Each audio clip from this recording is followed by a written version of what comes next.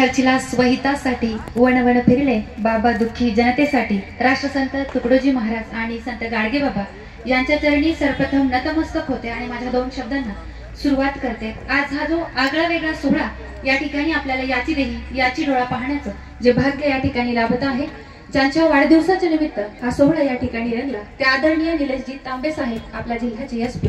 कर्तृत्ववान अधिकाऱ्यांचा वाढदिवस खूप कमी प्रमाणात पाहायला मिळतो, पण कार्याची ओळख ज्यांची मोठी असते त्यांना समाजातून मान्यता सुद्धा त्याच पद्धतीने मिळत असते। आदरणीय तांबे सरांना तुम्हा सर्वांच्या उपस्थितीमध्ये सप्तशृंगी महिला अर्बन परिवाराच्या वतीने आणि देवानंद पवार फाउंडेशनच्या वतीने मनपूर्वक सहृदय शुभेच्छा देते की त्यांचं पुढील आरोग्य आयुष्य एक समाधानी आणि आनंदाचं राहो, की आपल्या जनतेची सर्वसामान्यांची सेवा करण्याचं भाग्य त्यांच्या आयुष्यामध्ये त्यांना लाभो।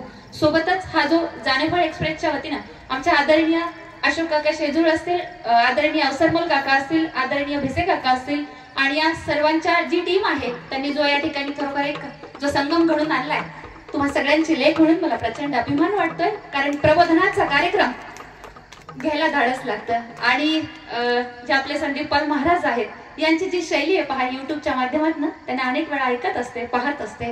प्रबोधनाचं जे कार्य आहे ते अंगावर काटा आणि शहर आणणारं असतं, कारण समाजातल्या सत्य घटनांवरती बोलणं आणि कृती करणं वाटतं तितकं सोपं काम नाही। अनेकांचा रोष पत्करावा लागतो, कारण आरशासमोर आपला चेहरा खरा आपण पाहू शकतो, पण आपल्या मनातली काळी बाजू पाहायला आणि ती समाजाला ते चित्र दाखवायला खरोखर एक धाडस लागतं।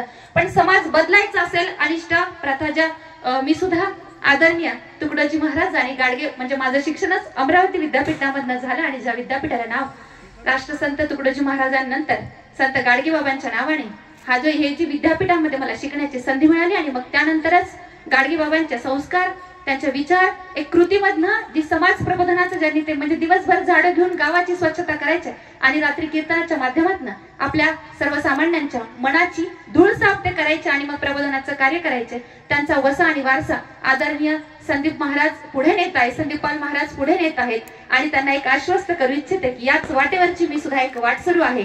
तुमचा वारसा विचारांनी पुढे नेण्याचा मनापासून प्रयत्न करेल, त्यात एक पाऊल टाकलंय। विधवा मातेच्या हक्कासाठी तिची लेख पुढे आली आहे। तृतीय महिलांचं हळदी कुंकू महाराज मी केलंय, कारण समाजामध्ये ज्या ज्या गोष्टी चुकीच्या वाटतात त्याला आपण वाचा फोडली पाहिजे, पुढे आलं पाहिजे आणि या समाजातला अंधार दूर केला पाहिजे। शिक्षणाने जे काही माणसाला मिळतं, शिक्षण फक्त पैसा आणि प्रतिष्ठा कमावण्यासाठी नाही, डिग्र्या कमावण्यासाठी नाही, गडगंजा पैसा कमावण्यासाठी नाही, तर डॉक्टर बाबासाहेब आंबेडकरांनी जो सन्मान दिला, जे आदर दिला आणि जो संस्कार दिला की तुमच्या शिक्षणाने जर समाजाचं काहीतरी भलं होत असेल तर त्या डिग्रीला, त्या कागदाला आणि शिक्षणाला महत्व आहे। त्याच विचारांवरती प्रामाणिकपणे चालण्याचा प्रयत्न करते। या आयोजक समितीने मला एवढं मोठं समजलं की एक उद्घाटकाचा मान दिला। तुम्हा सर्वांचे मी या ठिकाणी फार फार आभार व्यक्त करते आणि हा विचारांचा वारसा पुन्हा एकदा नेटाने मनापासून समर्पकपणे पुढे नेत राहील हीच तुम्हा सर्वांनी या ठिकाणी ग्वाही देते। मला बोलवलं, माझा सन्मान केला, बोलण्याची संधी दिली, आदरणीय शेजोळ काका, अवसरमोल काका आणि तुम्हा सर्व टीमचे मनापासून आभार व्यक्त करते आणि थांबते। धन्यवाद।